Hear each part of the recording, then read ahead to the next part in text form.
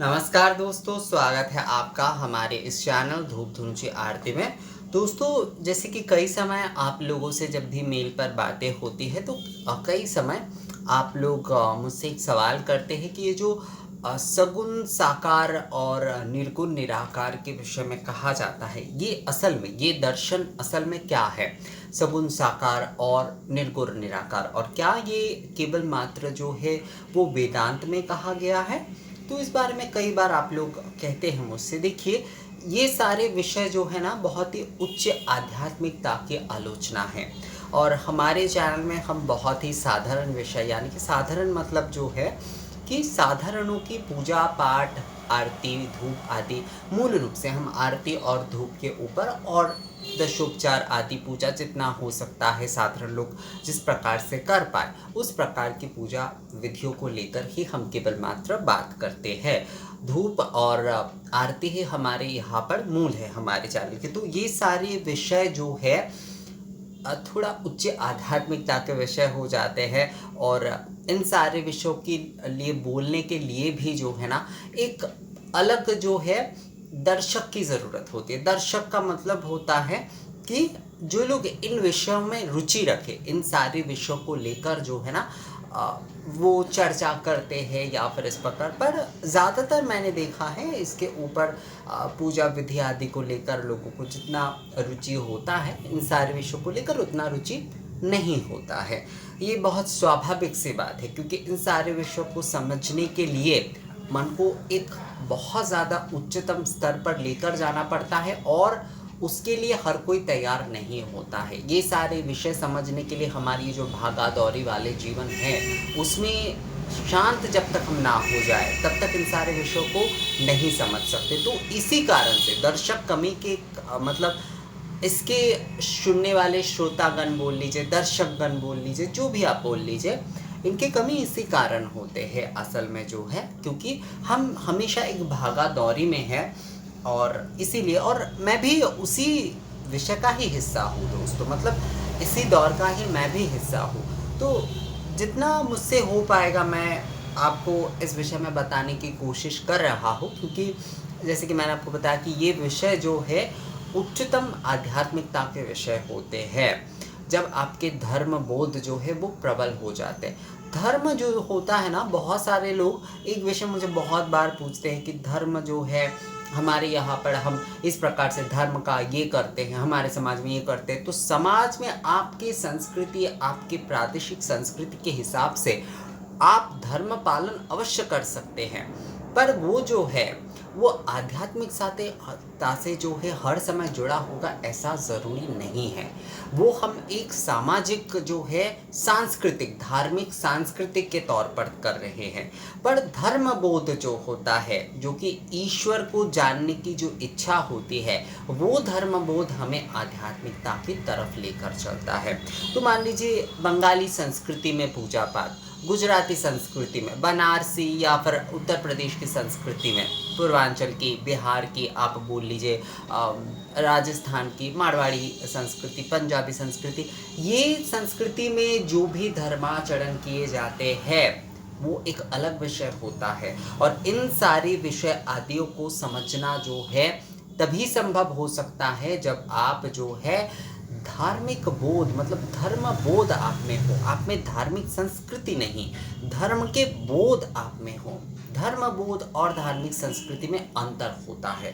धर्म के कई कई अलग अलग पार्ट होते हैं। हम लोग सामाजिक है, हम इंसान जो है ज़्यादातर हम गृहस्थ जीवन में ही अभ्यस्त है, तो इसलिए जो है हमारे मूल रूप से जो हमारा चरित्र बोल लीजिए, हमारे जो स्वभाव बोल लीजिए, वो सांसारिक है, सामाजिक है, समाज के हिसाब से हम लोग चलते हैं। तो इस कारण से जो है हमारे जो भी सारे विषय आदि, मतलब पसंद आदि, ज़्यादातर जो है वो सांस्कृतिक तौर पर ज़्यादा होता है।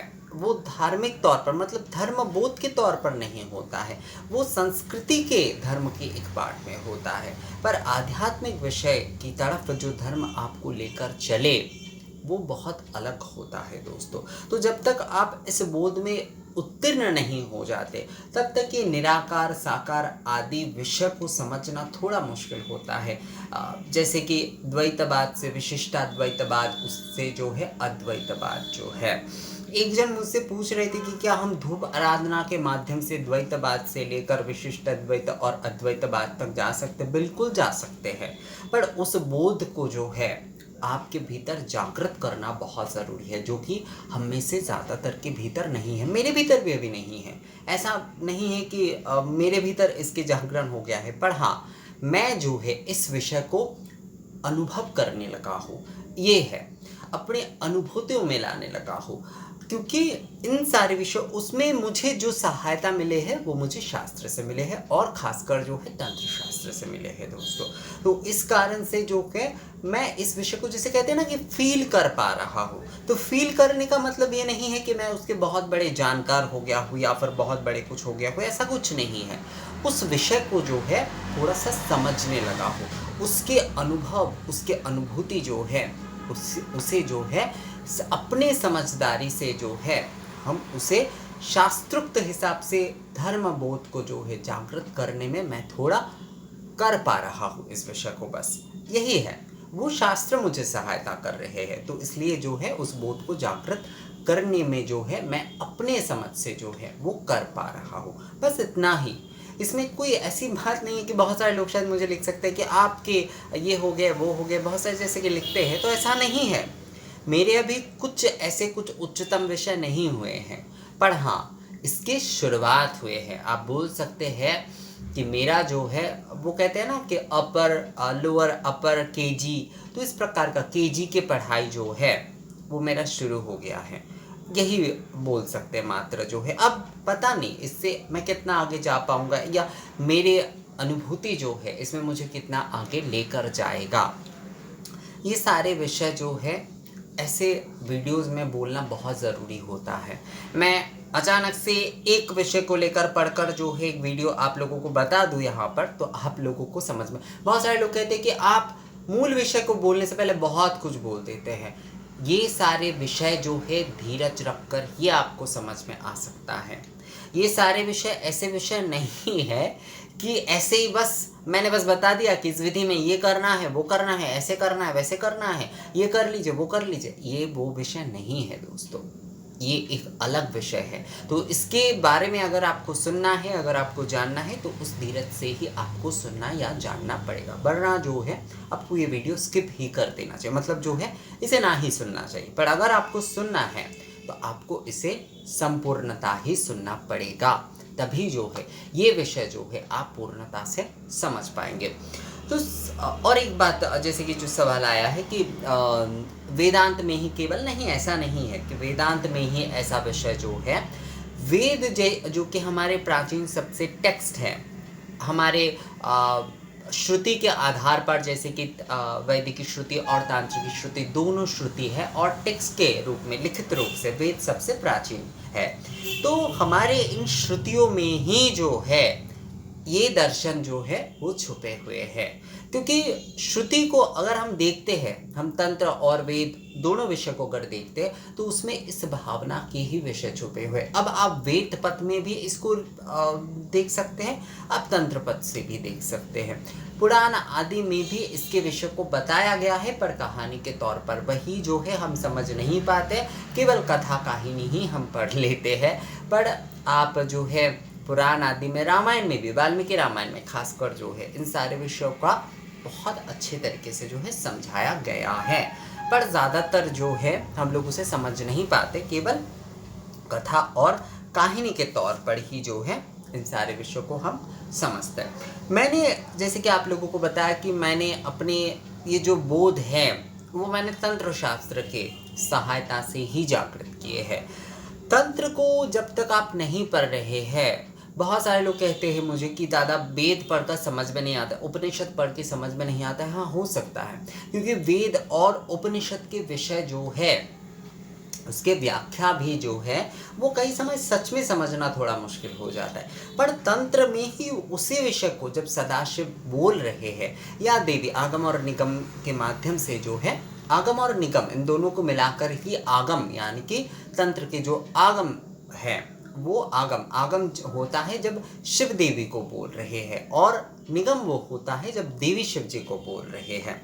तो शिव शक्ति के इसी आगम और निगम को ही जो है मिलाकर आगम शास्त्र है। आगम शास्त्र जो है वो इस आगम और निगम को मिलाकर है, यानी कि देवी उवाच, शिव उवाच और देवी उवाच। आगम अर्थात शिव उवाच, निगम अर्थात देवी उवाच, इन दोनों को मिलाकर आगम शास्त्र है।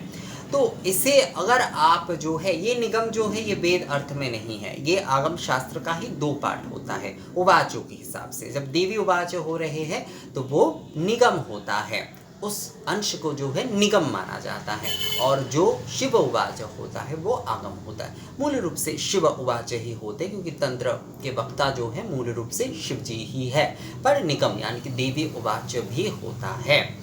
तो ये दोनों मिलकर जो है आगम शास्त्र है। तो आगम अगर आप पढ़ते हैं, केवल आगम पढ़िए, तंत्र के मैं दूसरे भागों के बारे में नहीं बता रहा हूँ, आप केवल आगम शास्त्र अगर पढ़ते हैं तो उसमें ये सारे दर्शन आदि विषय जो है वो थोड़ा आपको सहजता से समझ में आएगा। धीरे धीरे आप अगर अभ्यास करते जाएंगे, पढ़ते जाएंगे, अपनी समझ को बढ़ाते जाएंगे, अपनी अनुभूतियों को जो है आगे ले जाने की चेष्टा करते जाएंगे, तो आप इस सगुण साकार को और जो है निर्गुण निराकार विषय को जो है वो आप समझ सकते हैं।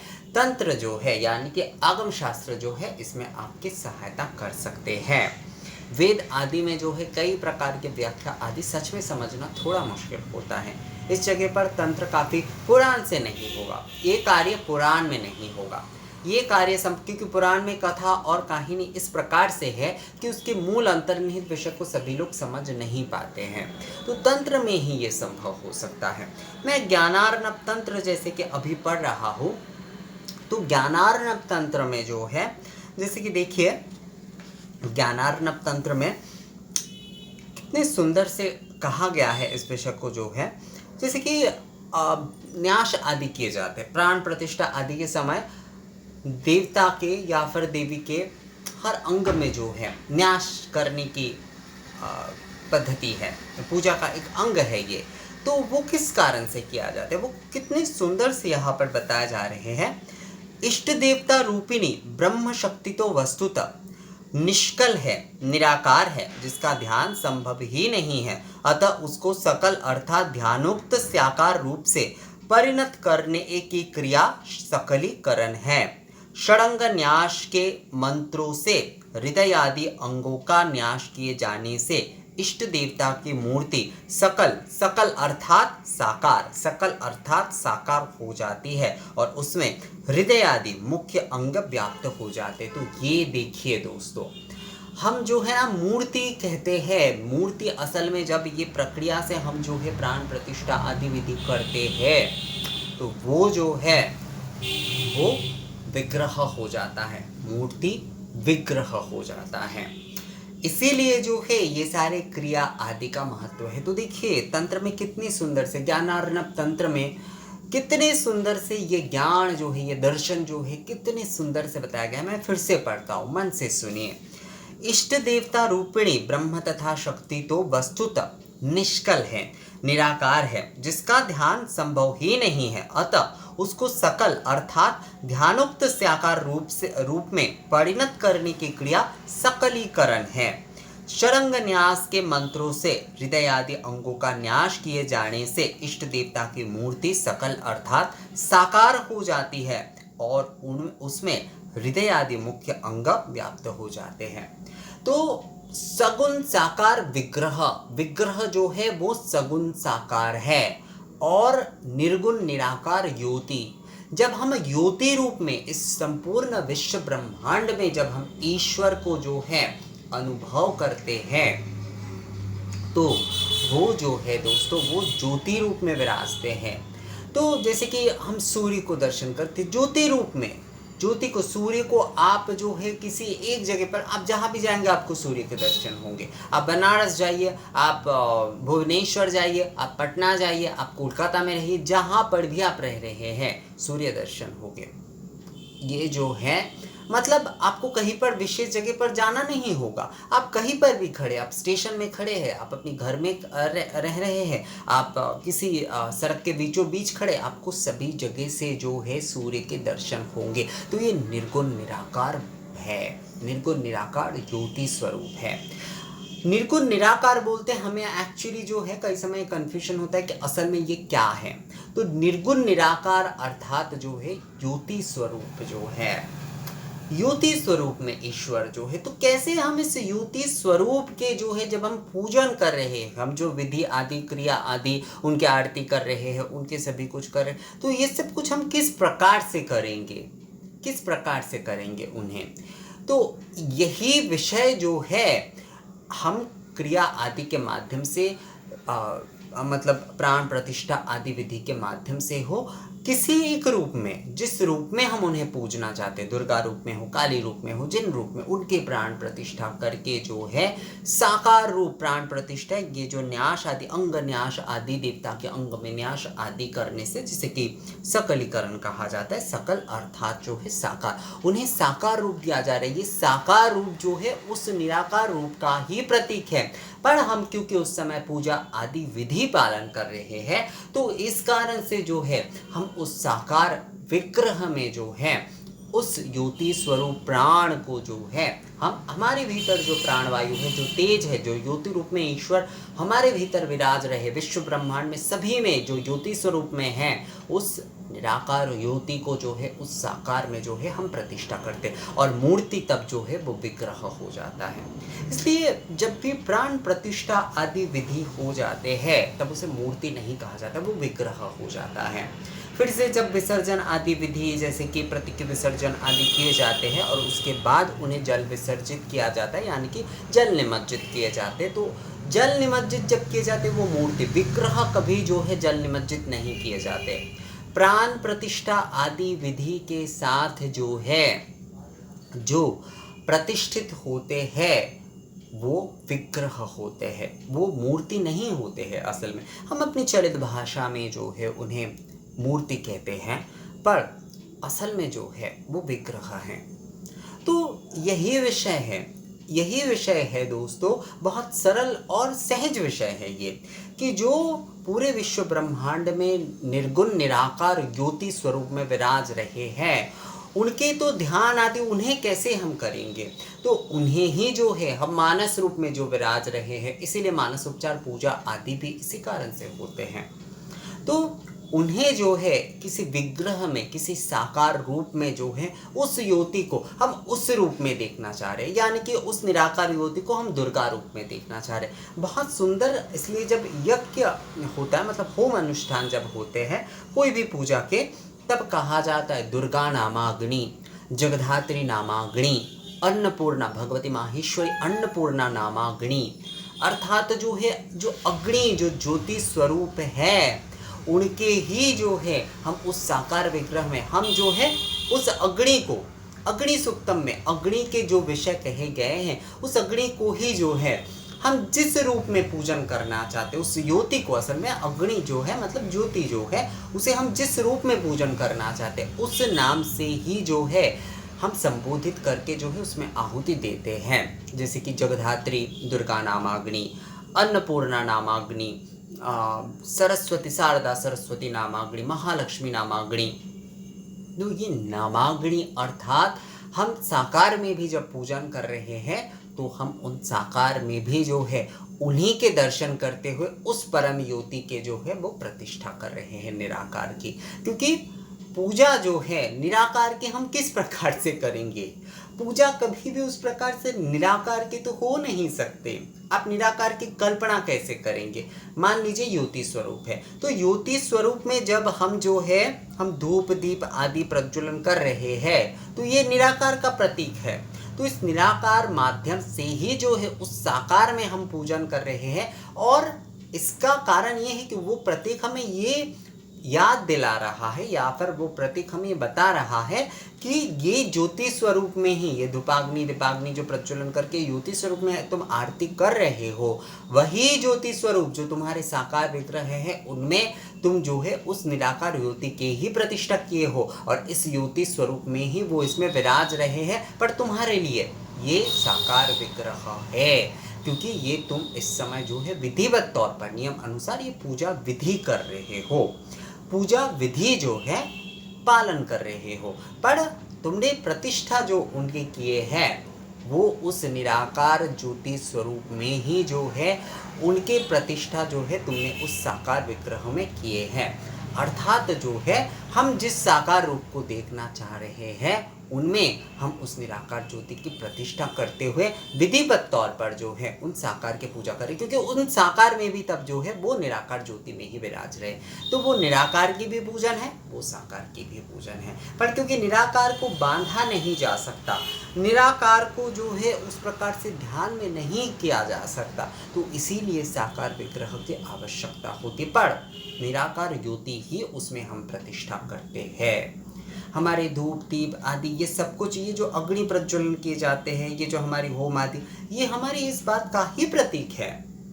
जो लोग कहते हैं कि हिंदू जो है वो मूर्ति पुजारी है, नहीं, हम साकार और निराकार दोनों के भाव को ही जो है समान रूप से ग्रहण करके पूजन करना जानते हैं। एकमात्र हिंदू ही जानते हैं इस विषय को, जो है बाकी लोग नहीं समझते हैं इस विषय को।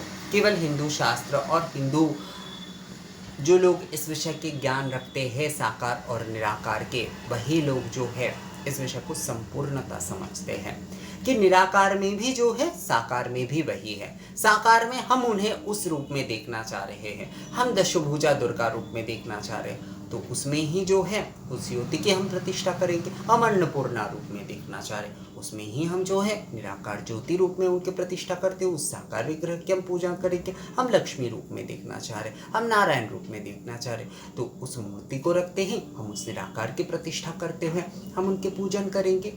तो साकार जो है, साकार रूप में जो है वो हमारे आराधना की सहायता के लिए है, पर उसमें जो है वो निराकार ज्योति रूप में ही जो है वो विद्यमान है।